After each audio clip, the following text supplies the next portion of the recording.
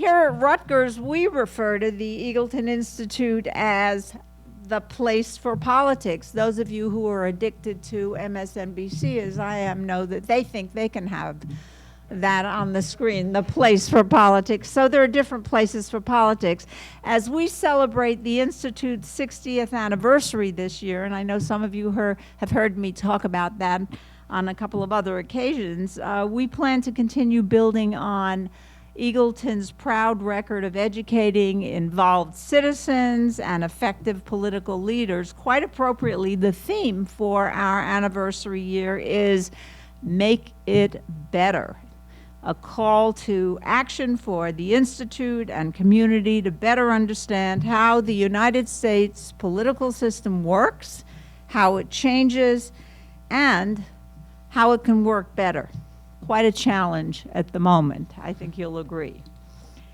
Each fall, as we plan programs for the coming winter, semester, spring, we have very few ways of anticipating what will be in the news when the programs occur. We just try to make some wise decisions.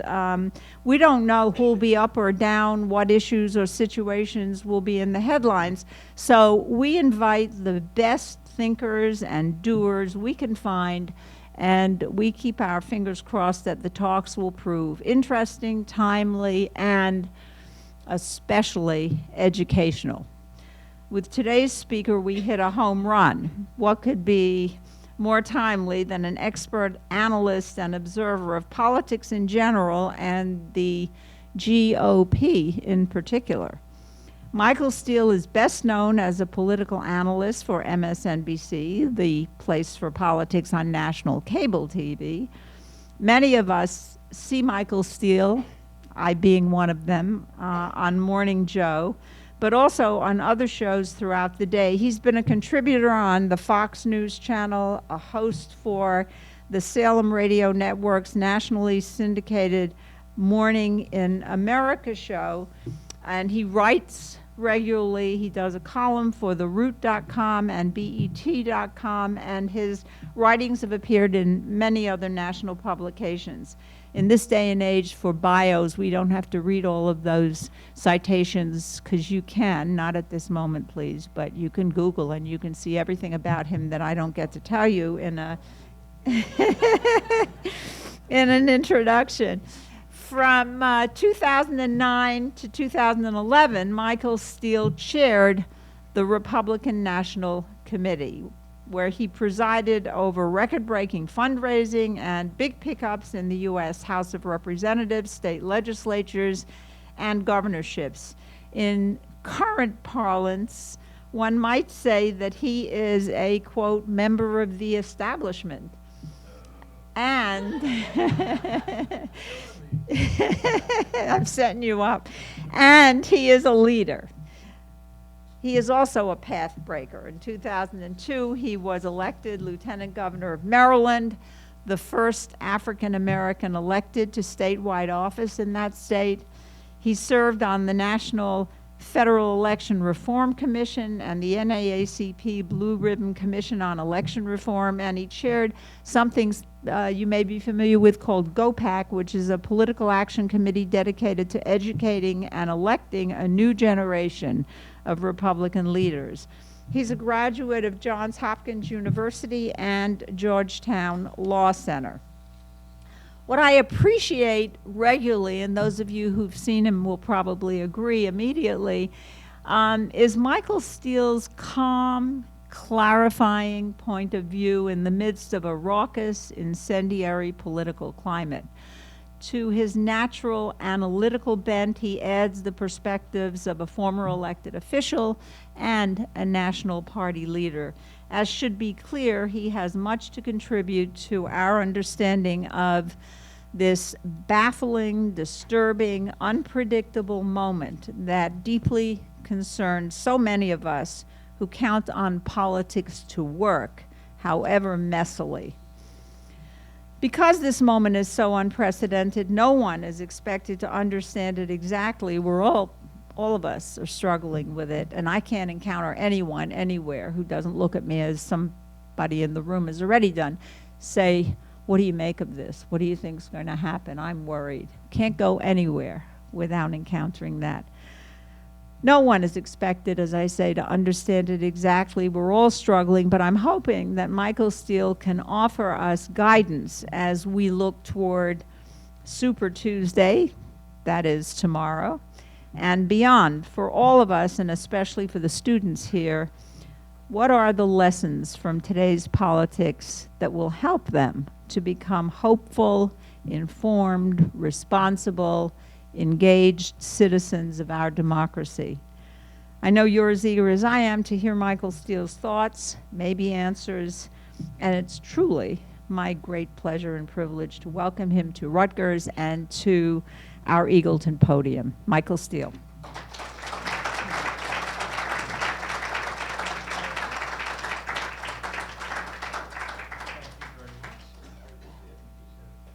How's it going? Great. What's up? Y'all hanging in there? Well, this is a real treat for me because I've been. Oh, grab the mic. Okay, they're recording this. I gotta be a good boy and do it the right way. Already breaking conformity and the rules. No, I've been around, but never had the chance to pause and stop and say hello. So this is a real treat for me to be here with everybody, and certainly to celebrate 60 wonderful years of the Institute and the good work that is done here. Great leadership, right? Absolutely, absolutely. Thank you very much.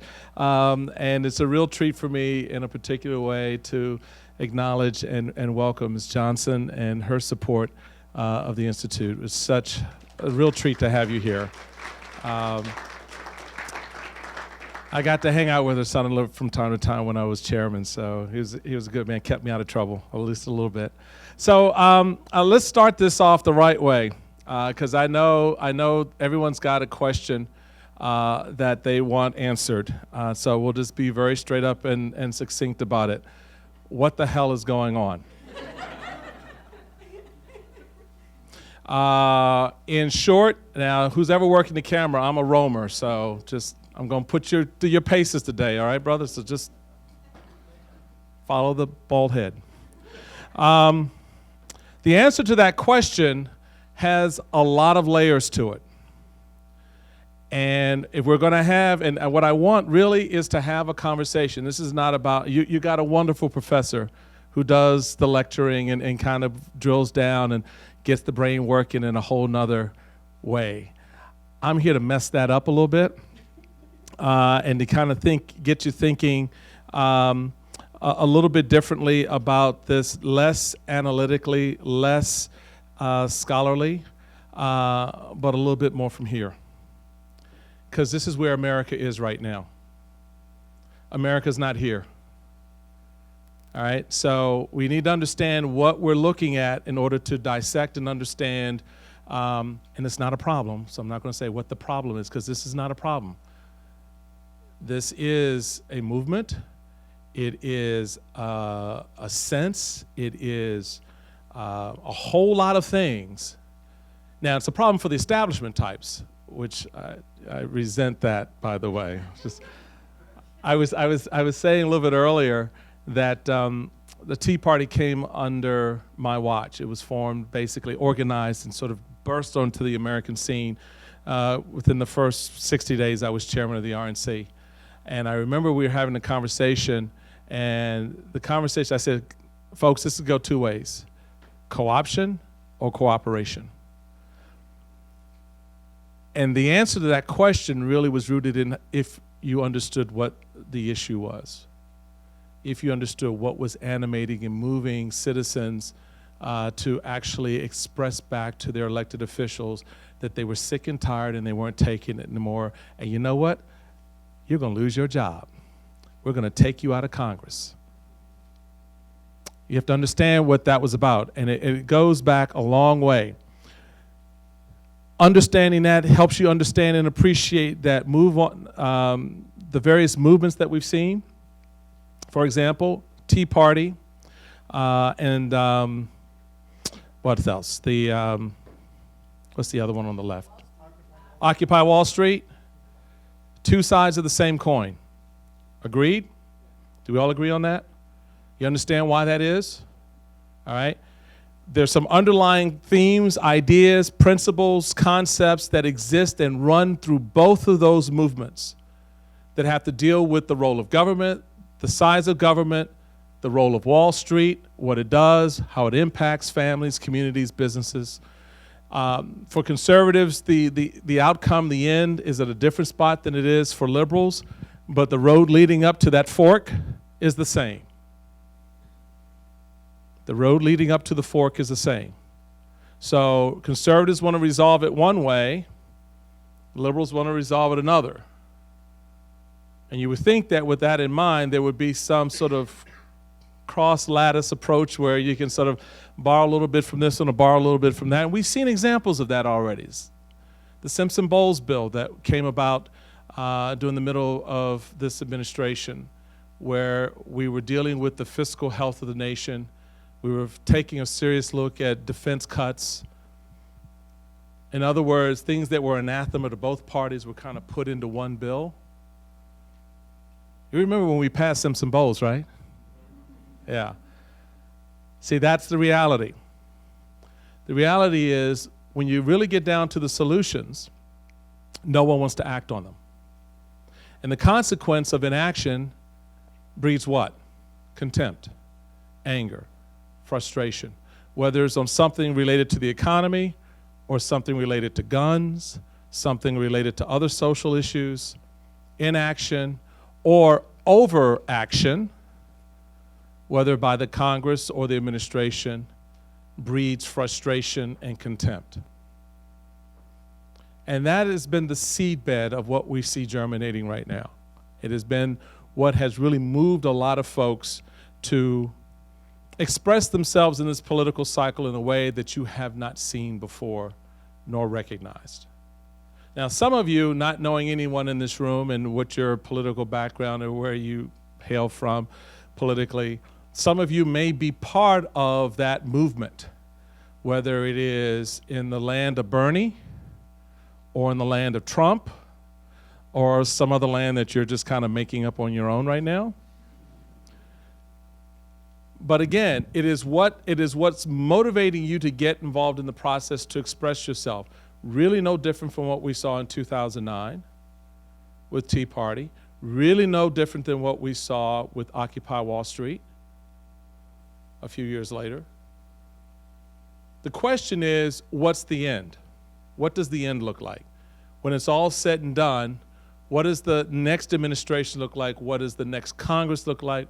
What do the solutions look like that address the problems that we have? And the short answer is not good, to be honest. Not because we don't know how to solve the problems, not because we don't want to solve the problems. It's because the political leadership right now is inept at solving the problem.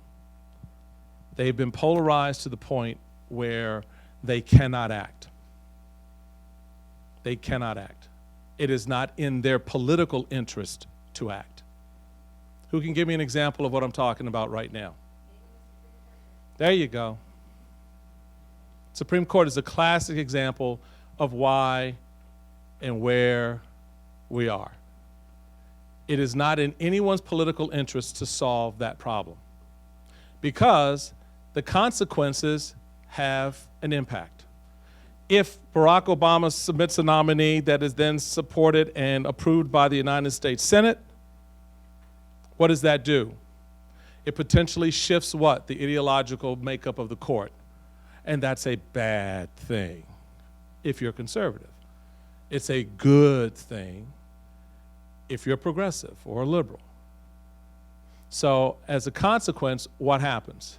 Do you think the United States Senate, controlled by Republicans, is going to pass on President Obama's nominee? No. But we've seen in recent past, when the script has been flipped, the same attitude, if not outcome, when it comes to this type of selection. And really, the seedbed for that was planted in the Bork nomination back in the 1980s, where it became a partisan fight over the nominee, not respecting the president's constitutional obligation and right to submit someone and to have that person who, as we've seen with all other justices up to that point in time, pretty much get passed on, even though there may have been disagreements about them psychologically, maybe no, but philosophically and certainly politically, that they would say, okay, I'm going to hold my nose, so it's not going to be a 98-0 vote. It'll be a, 74, 75, or whatever. But the nominee would get through. But the attitude has changed. The reality has changed. And again, all of this is sort of fed into this stream, this stream that we find ourselves wading in now. You can look at it this way. All of these are different streams of interests, ideas, politics, policies, and they all flow into this space, down into this well, where the White House, the Congress, your state governments sit. And all that stuff that comes flowing in mixes here and is turned toxic. That's the state of our politics today. That's the state of this presidential process, where you don't hear the debate of ideas, but rather the discussions of whether or not someone's wet their pants or the size of their hands on the Republican side. And I will give Democrats more credit. They are at least focused on some of the issues that are important to their constituencies. But even there, you're having this sort of disingenuous argument and discussion about progressivism versus Democrat socialism versus, and it's all a distraction. Because at the end of the day, people are asking one central question: how do you fix this? My husband has been unemployed for 18 months. My daughter can't get into college because she can't afford it. Or my children are graduating college with too much debt and they can't afford to get the job because the job they need to get, they need to earn about $300,000 a year just to pay off the debt. My small business is shrinking because I'm competing against interests outside of the United States who have a decided advantage over what I'm able to do here. So therefore, I've got to lay off all of these people just to keep the doors open, or I close. These are some of the harsh realities that people are living with and dealing with every single day, and our political leadership is not addressing that frustration, that anger, that angst. So if you want to understand Donald Trump, if you want to understand Bernie Sanders, think about all the stuff that's flowing into the middle. And what they've been able to do is recognize it for what it is, call it what it is, and speak to it in a way that at least at a certain level makes people feel, all right, you finally get the crap that I'm having to deal with. The stuff that's flowing past my house, through my business, out of my kids' education. Every single day I got to deal with this stuff. You at least see that. You at least get that. Thank you very much. Because for the last 10 years, I've been screaming this, and no one has acknowledged it. No one has even pretended to address it. So while everybody wants to throw up their hands and scream at Donald Trump and scratch it, oh my God, I don't understand. I remember the day he came down those stairs in Trump Tower. I remember turning to one of my colleagues at MSNBC and said, this is going to be interesting. Same with Bernie Sanders. Same with Bernie. They both occupy a space that the political establishments of both parties have no appreciation of. It is foreign to them. Because our politics is always built on this notion of whether it's your turn, so you next become president, or what you want to do is what we're going to do. This is the idea, the Senate's going to drive this issue, and this is going to matter more than anything else, despite the fact that these folks over here have a whole nother set of ideas and agendas that need to be addressed. And after a while, folks, you get a little tired of that. When I was chairman of the RNC, I remember sitting down with our state chairman and telling them that this was no longer their mama and their daddy's Republican Party, largely because I was chairman. And you know that could happen, then this clearly is not your mama and your daddy's Republican Party. So it meant it was time to do something a little bit different. And you know what that something different was? Get outside your comfort zone. Get outside the things that made you comfortable, the people you were talking to. Stop talking to each other and talk to people who don't look like you, sound like you, live where you live. Begin to understand the walk of other people, because the journey that's ahead of us is not going to be easy. The telltale signs of what we're seeing now had been in place for quite some time, literally going back to 2000. Because that, for me, is when the political switch flipped. That's when we became a nation of red states and blue states. That's when we became the nation of conservatives versus liberals.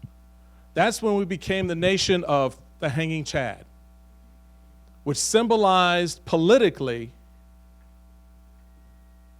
our inability to cope with each other. That if I didn't characterize you a certain way, then I didn't know how to deal with you. If I didn't look at where you came from and either turn my nose up and down on it, I wasn't interested in it. Our politics fundamentally changed in that election cycle. But something else also changed. In the midst of all of the red and blue crazy talk, citizens began to pay slowly but assuredly more attention. And we saw it in the GOP, at least I got to see it a little bit more up close and personal, as the idea of what folks termed big government republicanism would come into play, where a lot of the ideas and ideals that we talked about, the principles on which we stood, came under not assault so much, but transition. We were slowly moved off of them. A good example of it was the Terri Schiavo case. You remember the Terri Schiavo case?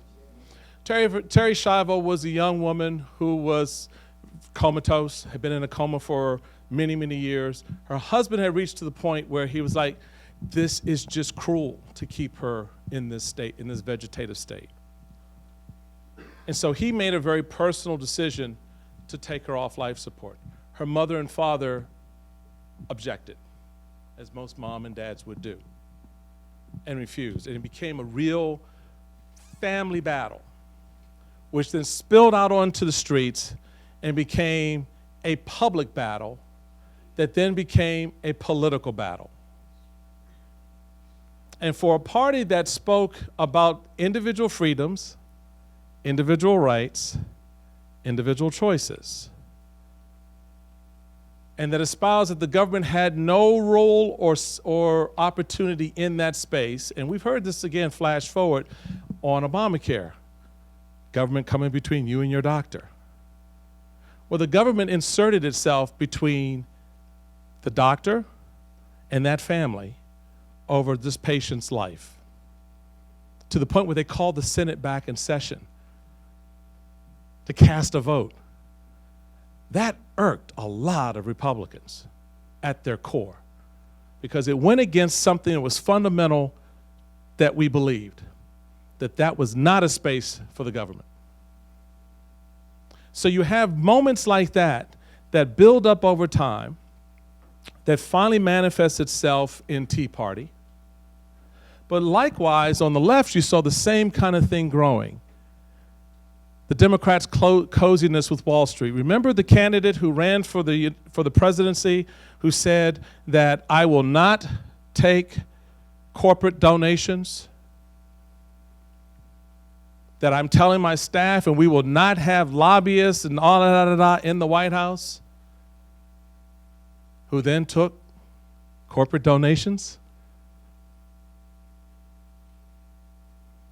When Obama did that, it flipped a switch for a lot of folks who said, wait a minute, you said that you weren't going to do this. You didn't need to do this. You were running against this, but all of a sudden now you're taking this money from Wall Street. These little moments, these little vignettes in political time, while the establishment just kind of brushed them off, all the people, this, don't listen to what I say. Don't even pay attention to what I do. I'm a politician. You know how we are. Come on. All right? Just kind of throw it off to the wind. Well, it's stuck with people. It's stuck with them. And that's why you hear folks saying today, I'm sick and tired of being lied to. I'm sick and tired of being told one thing and having something else happen. I talk to a lot of students, and the interesting thing that I find is the disappointment. Those particularly who were jacked about 2008, supporting Barack Obama, that sort of ideal of now we're going to turn this corner, we'll have something different, only to see it become in some sense more of the same. It was very frustrating. And it gave a pathway for someone like Bernie Sanders to emerge, Elizabeth Warren before him. Because it all goes back to the promise that was broken on how we deal with Wall Street within our party, how we look at those oligarchs and the people who have all the money and the impact they're having downstream on families and individuals, on wages, et cetera, et cetera, et cetera. Similar story on the right. Guns. Second Amendment. Executive authority. The fact that you had negotiations with this administration, as some people would say, on things that were fundamentally important to them, led to the dismissal, the removal of the Speaker of the House, and a fundamental pushback against the establishment. So as as our backdrop, so now you know why we start with the question, what the hell happened? What's going on? How does this happen? Those are the seeds, those are the veins that sort of fed into this morass that we have right now. So tomorrow's Super Tuesday. What do you think is going to happen tomorrow? Yes? I think Ted Cruz will win Texas. The rest of the states will go to... Sorry, do you mind waiting for the microphone so we can get you on camera? Sorry. Hi. I think Ted Cruz will win Texas. Mm-hmm. The rest of the states will go for Trump. Marco Rubio will come in second in most of the other states. Except for Texas, Trump will come in second. And Marco Rubio has a shot at winning the Minnesota caucuses. That's what I think. And, Hillary Clinton will easily win most of the primaries except for Vermont and maybe like Colorado or Oklahoma or something. But she'll sweep the entire South for the most part and probably Massachusetts as well. And that's pretty much right. I mean, that's pretty much how a lot of people see this thing playing itself out. So with that in mind, what does it mean? Because that's the heart of the question. What he just described was process, voting, turnout, models. Question is, what does it mean? So under the description you just got, what does it say about the state of our politics right now? What are the American people saying that despite everything that we're hearing and seeing about all of these candidates, 90% of it we don't like, and yet we're still going to go out tomorrow and you're going to see the dominoes fall a certain way. What does that tell you, if anything? Anybody have a sense of what does it say to you? What you just heard, that, okay, so you had today, well, this weekend, the revelation of Donald Trump. I still am boggled by this notion that he didn't know who David Duke was, or for that matter, the KKK. But I get bad earpiece, yeah. But I get the politics of that. But again, that's what makes you mad, doesn't it? What do you think? I'm stupid? Bad earpiece? What does it make you feel when you hear our political leadership, when asked the question, would you ever lie to the American people? Well, I hope not. Seriously? You mean you can't look me in the eye and tell me, no, as President of the United States, I will never lie to you? Well, maybe. Really? That's our politics. How does that make you feel? Disgusted? Who said that? Disgusted. How does it make you feel? Do you care? All right, you care. Why do you care? Anybody? Why do you care? It's our future. Because it's your future. It's your future. And so what you're looking for is a future in which at least you can be honest with me. It's a future where at least you're going to address some of the concerns I have, honestly. Not lie to me. Not tell me that you secretly support the KKK. What? What? That's, you really need to understand that. That's why this election is here, folks. It's not here. This is not an ideological election. Because if it were, Donald Trump would not be leading among Republicans and Bernie Sanders wouldn't be leading among Democrats. I mean, having the kind of support, he's not leading per se, but having the kind of support that he has. It's not that kind of an election. This is not a money election. Why isn't it a money election? Because if it were, who would be leading the GOP pack right now? Jeb Bush. So it's not a money election. So it's not ideological. It's not money. What kind of election is this? What kind of election is this? What is it? Emotional. Yeah, that's what it is. People are reacting. They're responding, as any of us would when your back is up against the wall and you're fed up and you had enough. So it's frustration, it's anger, it's anxiety, it's hope. It's a lot of those emotions that you get here, you know, in your gut. How you feel about something, how you feel about someone. I mean, I try to tell people in the party all the time, for the last 7 months, when it came to Donald Trump, I would sit there and you have these conversations and you listen to them go on and on. I say, are you watching the same campaign I'm watching? Are you listening to what this man is saying? Are you listening to what people are saying about him? I knew we had turned a corner, and this was in September, October of last year. Focus group in New Hampshire, blue-collar working mom of 2 children, making $45,000 a year. When asked to describe why she was supporting Donald Trump, you know what her response was? He's one of us.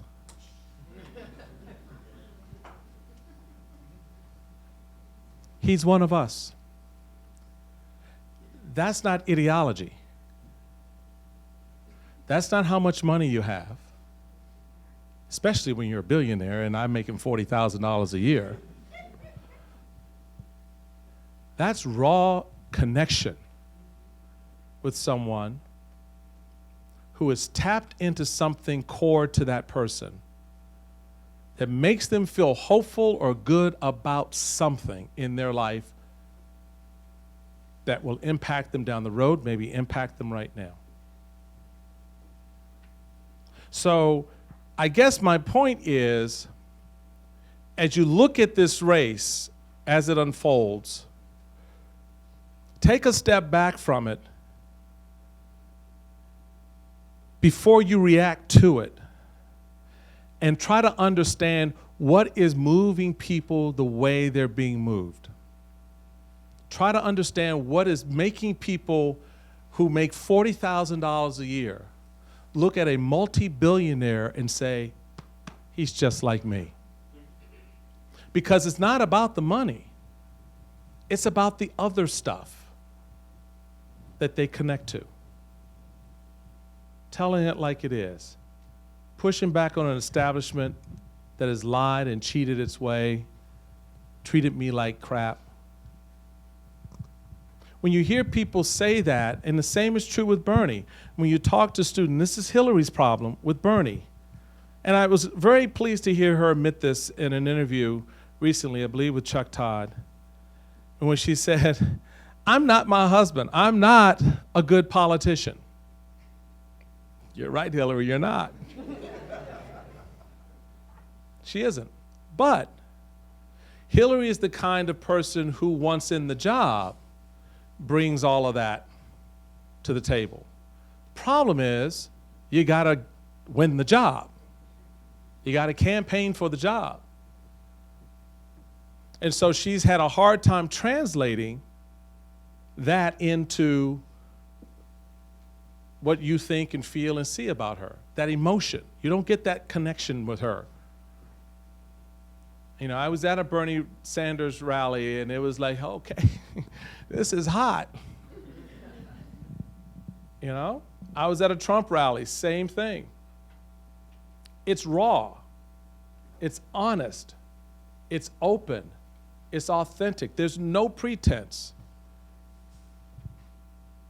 And what you're seeing now is the other campaigns trying to figure out a way to react and to respond and to get ahead of that. And at least on my side, I think they have done a miserable job of that. And if this is the course they've decided to go, they are doing a miserable job of that. Because, you know, I don't know what they put in Marco Rubio's Wheaties, but they need to take some of it out because it's hurting the image, the idea of being president. When you looked at the debate the other night, the only presidential candidate on that stage was John Kasich, because he refused to engage in that pool. He stayed outside of it. So as all the muck came flowing into it, he just kind of stood to the side and let it flow. But unfortunately, how many noticed it? You know? And that's his problem. He's got to figure out how to translate that sense, that emotion of, you know, being honest and being forthright. I think one of the most powerful images in this campaign happened a couple of weeks with him, with the young man who told his story about how the guy who he saw as a second father had died, and then his mom and dad got a divorce on the heels of that. Then his dad lost his job on the heels of that, and how depressed he was and how left out he felt. But he found a connection with John, and he found a way, he found hope, as he put it, in my presidential candidate. That was the most authentic and most powerful moment in this campaign. Could you see Donald Trump doing that? Could you see Hillary doing that? Some could, some couldn't, awkwardly. But again, it is those authentic moments is what we're looking for. That's what we're feeling here. We're looking for that. That's the part of this campaign that for a lot of people we're trying to get our hands around. So I don't know what's going to happen tomorrow. I appreciate your analysis. I'm kind of in that boat. I think Ted will win Texas narrowly. I think right now, though, it won't be enough beyond tomorrow, because the delegate counts are the delegate counts. The numbers are the numbers, you know? And if the way they fixed the system, they front-loaded all these races, you're going to have close to over 50% of the delegates being chosen by the 15th of the month when it flips to winner take all. Donald Trump could potentially be sitting there with 600 delegates. You only need 1,200. Becomes a much harder race. And that's because a lot of folks in town and around the country didn't pay attention to what was going on to make the case that you need it and you want it to be made before now. So the reality for a lot of people is, I'm just going to go with my gut. I'm going to go with the guy who I think is going to be the fighter. I'm going to go with the guy who's going to push back and actually bring to heel Wall Street. I'm going to go with the guy who's going to build a wall, and yes, I think Mexico will pay for it. Right? Because that's what you feel. That's what you want to feel. Because to feel anything else lets you down. Because those who've had that position, those who've held those jobs, those who've had that responsibility have let you down. So last point, then we're going to throw it open and have some fun with all of you to sort of, now that I've set the stage and thoroughly demoralized you. Here's the hope. The hope is every student in this room. How many of you vote? Honestly. Good. Sometimes when I say honestly, the hands go, Good. Why do you vote? Not because your mama told you to. Not because your daddy threatened you. Why do you vote? You're not 18. Why do you vote? Yes. Because you want to. Why do you want to?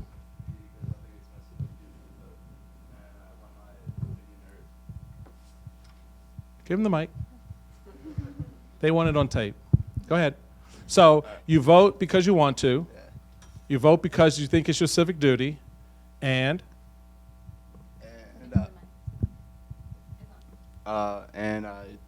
I just think it's important to get my vote. I mean, to hear my voice heard, even if it's like a small voice. Which you anticipated my next question. Does your vote matter? I really can't tell, but to me it matters. Yes, you can. No, it doesn't. Yes, it does. It does. You may not think it does because you're one of millions. You may not think it does. Let me give you an example of what I'm talking about. In the congressional precinct where I live, the voting precinct where I live in Prince George's County, Maryland. Any familiar with Prince George's County, Maryland?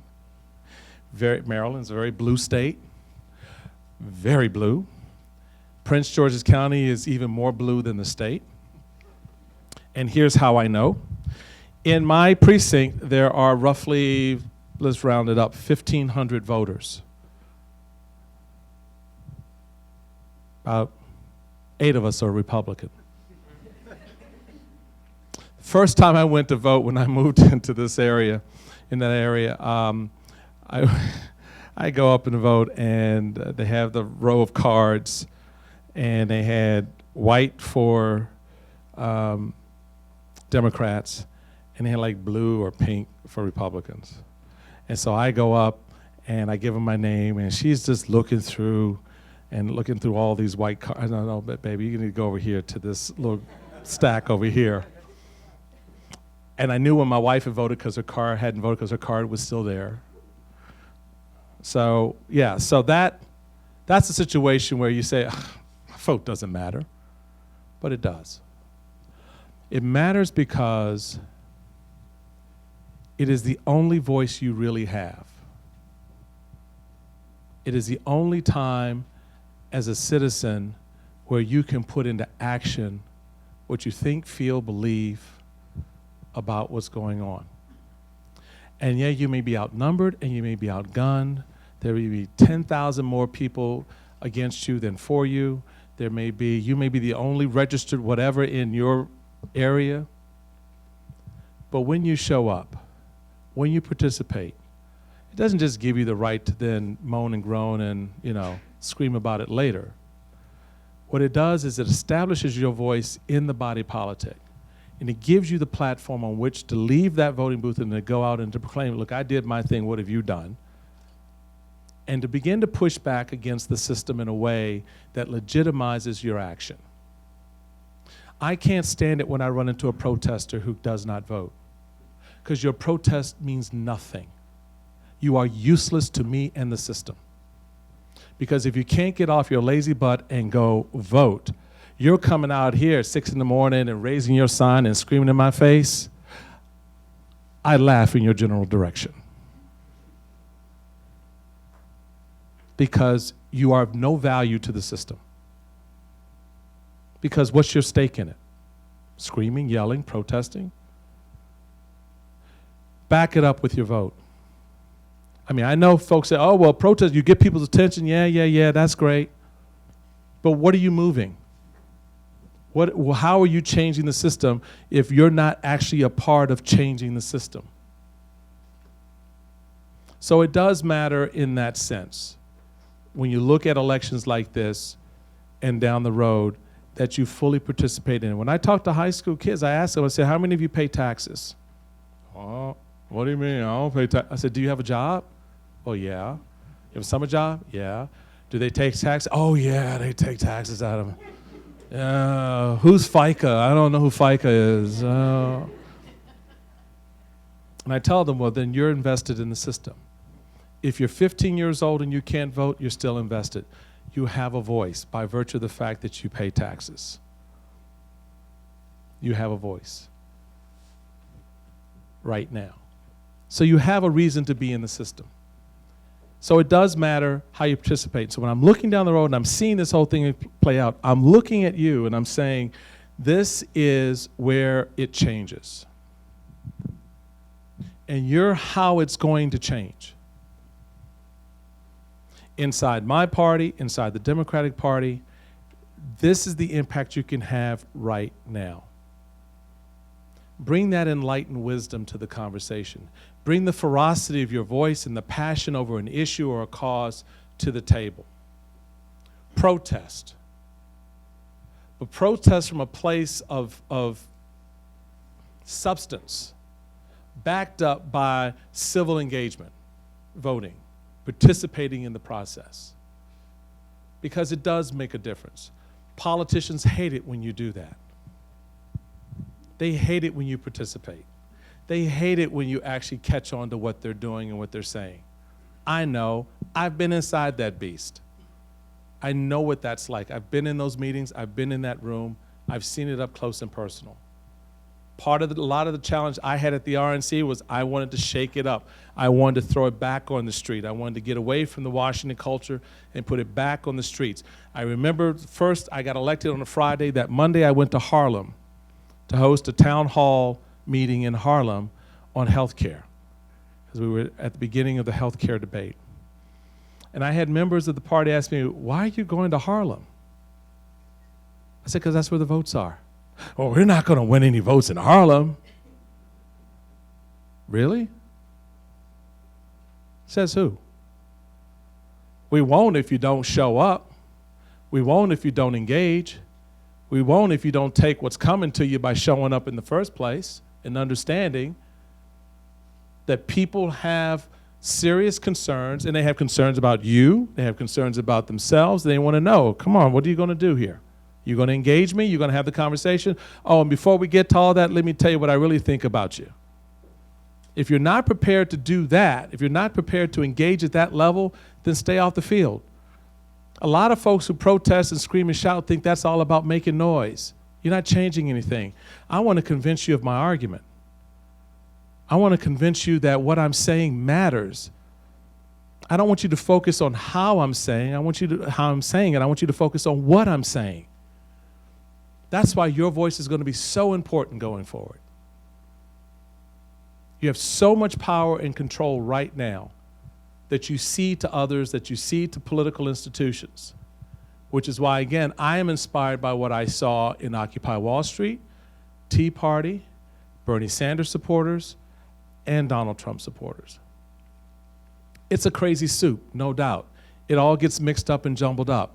But that level of activism is important because it brings the political establishments to heel. They have to pay attention. You don't believe me? Think about this. Flint, Michigan. Black Lives Matter. Trayvon Martin. How have those events changed the political dialogue on both sides? because the citizens rose up, young people in particular like you, said, pay attention to this. This is important. Rand Paul was a buddy, and I admire him immensely because 2 years ago, he started talking about the cultural, political, economic impact of our criminal justice system on my folks, on my cousins, my friends, my neighborhood. And it made a difference to hear someone actually sit there and go, I don't know about this. I'll never forget when he went to Howard. You remember when he went to Howard University? His first venture out, he went to Howard University, and everyone said, oh my God, what a debacle. Oh my God, he goes and he's lecturing his students. I called him out and said, look, next time you go talk to a bunch of black students, call a brother first. Let me help you out with some points. You just don't go in and start telling them stuff they already know. Because that's the typical Republican. Let's go, you know that Republicans passed the Civil Rights Act and the Voting Rights Act, and you know we did the Emancipation Proclamation. Well, okay, thank you. What have you done for me lately? I asked what have you done for me lately? He got it. Most folks would have walked away. He got it. He went back, he learned, he studied, he started talking to people, and he figured out that he had to build the bridges necessary first in order to put the policy out there. He had to understand what was going on in the community. Not a lot of people took time or have taken time to do that. A lot of that was inspired by whom? You. So don't sell yourself short.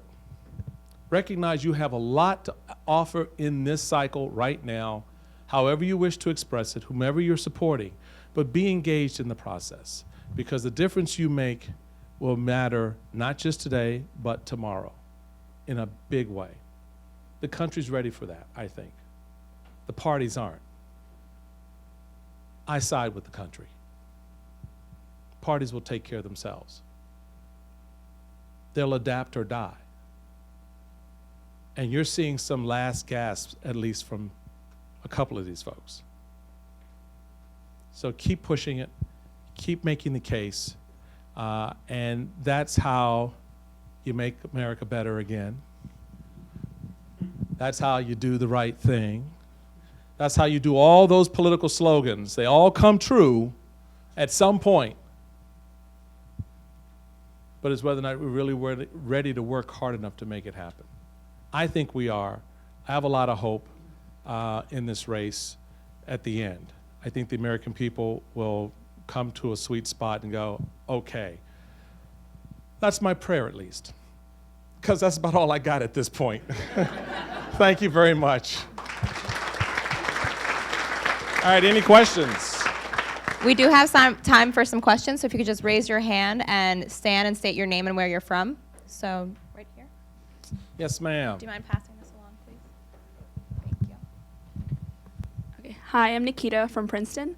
My question to you would be, what are your thoughts on political apathy within the youth, and how do you think political leaders, not just in the presidential election, but in midterm elections and mayoral elections as well, how can these leaders engage the youth basically to go out there and vote and make a difference? That's a very good question. So political apathy in youth and how do we engage? So let me tell you this. What I want you to do is don't wait for somebody else to tell you it's time for you to engage. We're ready for you now. You can do your thing. Just do it. I never waited for anybody to tell me. I mean, I grew up in Washington, D.C., and trust me, it wasn't the easiest thing growing up as a black Roman Catholic conservative Republican in Washington, D.C. If you're really interested in a challenge, try it out. See how it works. But I never waited. I don't know, I guess it was a little bit how my mama raised me. It's just my perception of things going on around me. I always felt like it's time to shake this up. It's time to really push back on this ish, to make it real. Because it impacts me. I started working when I was 14, so I was paying taxes and having to get up and do a job, and my mom was like, no, you're not laying up in here, you're going out and going to work. I'm like, well, I have schools, that's not my problem, So I had a very different attitude about it, I guess, in a lot of respects. But when it came to the politics, I always thought the engagement, the civic engagement, was the most important part, because it's how you can make a difference. Part of my story was I wanted to be a priest. I studied in the Augustinian order for a number of years. I was a novice and left shortly before taking vows. But I never lost that sense of service. So if you have a sense of service, act on it. And I guess my bottom line point would be, why are you looking to somebody else's political leadership? Look to your own. Run for office. Who says you got to be 50? I prefer you at 22. I prefer you at 30. I prefer you at any age that you feel that, okay, I'm ready to do this. Don't wait for somebody else's season to end before you begin your own.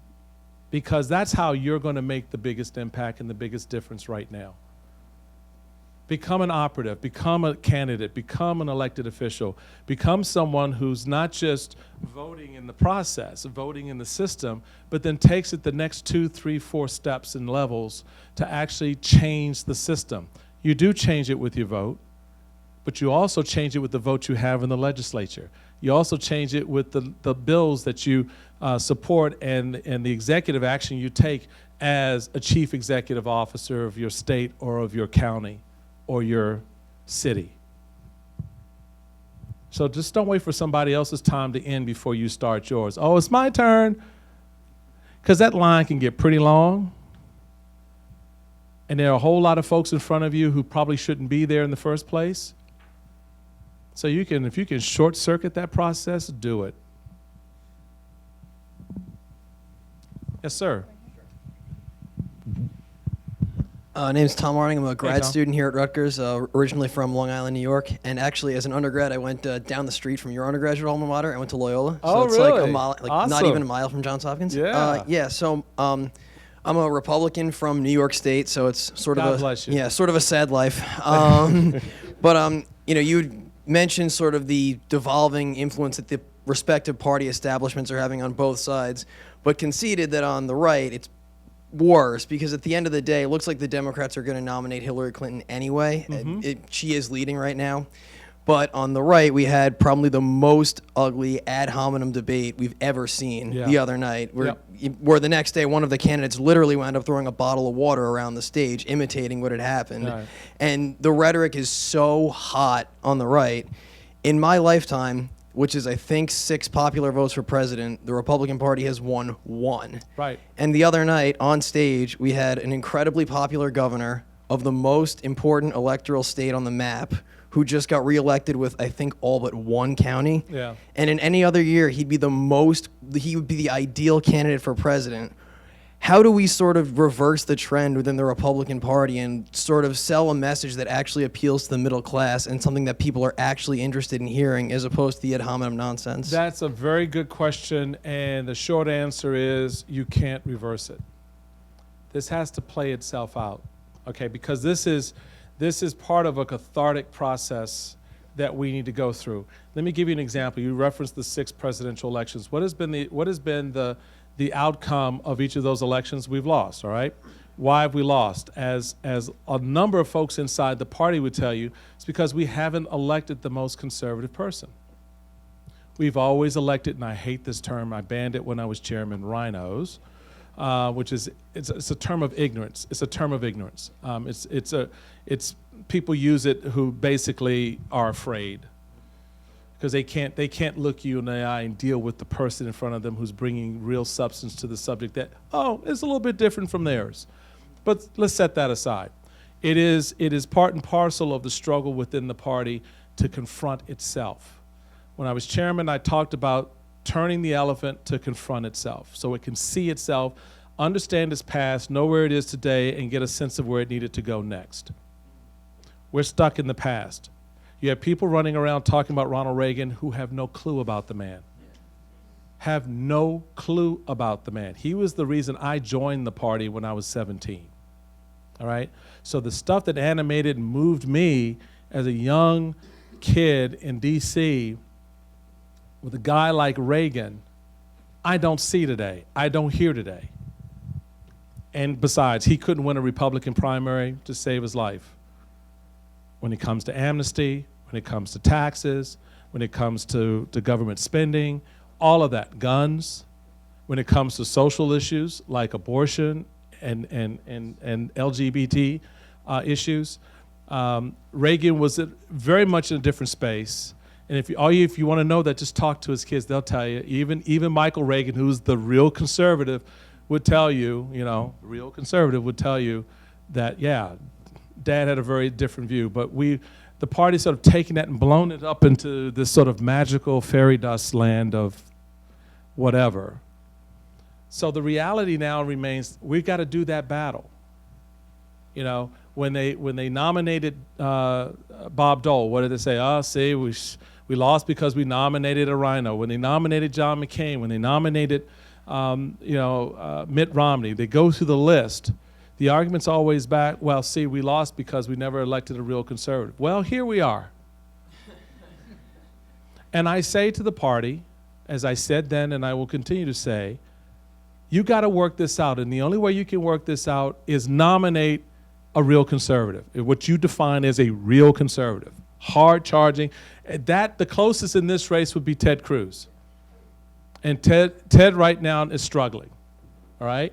Because along comes Donald Trump, and it's like, okay, reality politics now.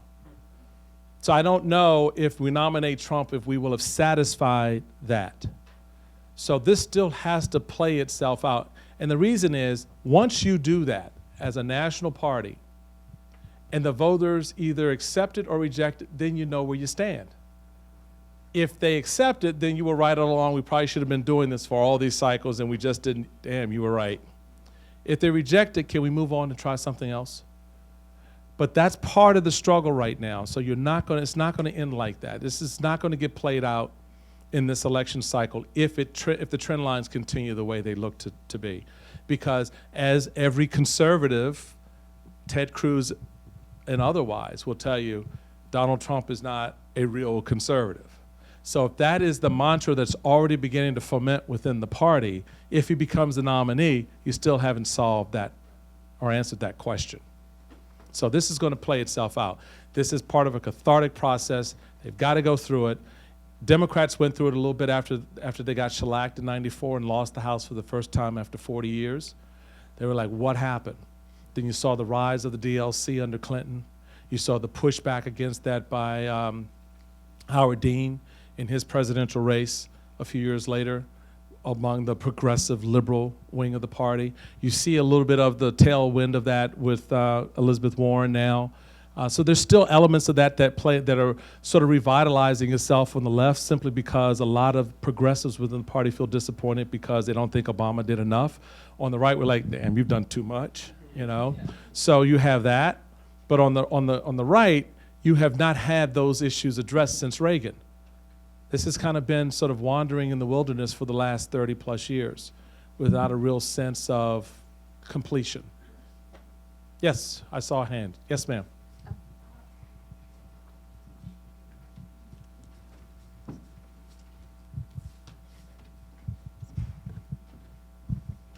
Thank you. I'm Judy. I'm community member. Hey, Judy. Hi. I understand what our friend from Long Island was saying about the difference there.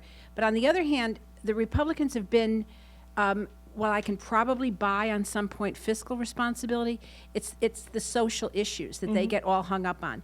And that's one of the things that some of the Republican candidates, especially like Ted Cruz, just get all hung up on, that this has got to be a Christian nation. And Right. I, too, am Roman Catholic. Unfortunately, I was educated by the Jesuits, but we still like Augustinians. Yeah. And the whole Christian thing, I wonder, what does that say to our Jewish friends? What does that say to our Buddhist friends? And I think that there's that all-inclusive tent that we can have. And the second part of my question is, how do we get through some of this partisanship? How do we not have the next 4 years be like the last four, where Right. where one party decides that they're not going to let the president do anything and be a one-term president? Thank you. Okay, so the first part of your question I would answer this way. There's the verse in the Bible that says, give unto Caesar what is Caesar and give unto God what is God, what belongs to God. That, in my view, applies to our politics. That as a political actor, that doesn't mean I'm devoid of my value system, my moral compass, my religious traditions and faith. That they are sort of guiding ideals and principles that undergird what I do, how I look at an issue, what compassion I bring to those I see who need. Where we've crossed the line is in the idea that we now use religion and faith as a political tool to gain favor and to win elections. So the idea that your faith tradition matters to me only because you represent a voting bloc that I need, and yours not so much because, yeah, you may or you may not vote for us, but I really like what you're saying, so I'll begin to tailor some of our platform and some of our arguments to sort of capture all of those votes that are behind you. That's a dangerous form of politics.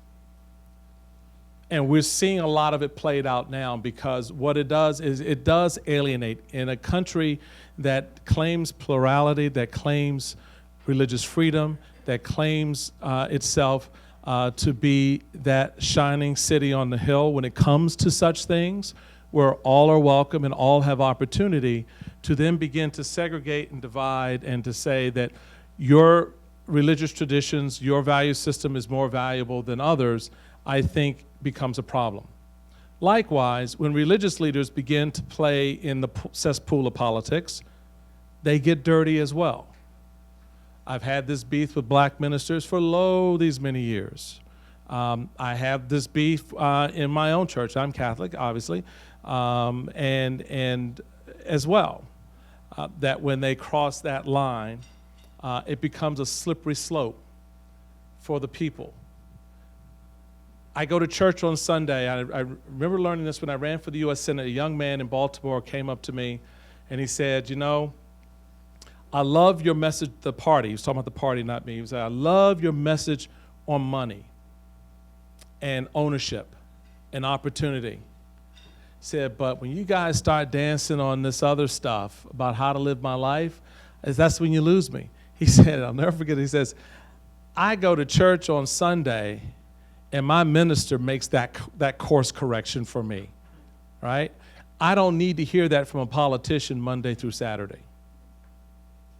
And that always stuck with me, because what it said to me was what he needed from me was not telling him how to live his life, telling him what was the moral equivalency of good or bad in his life, but rather making sure that the pathways that he wanted to pursue, whether it was better job opportunities, better opportunities for a small business, a better way to educate his kids, different choices that he could make on a whole host of issues that impacted his life.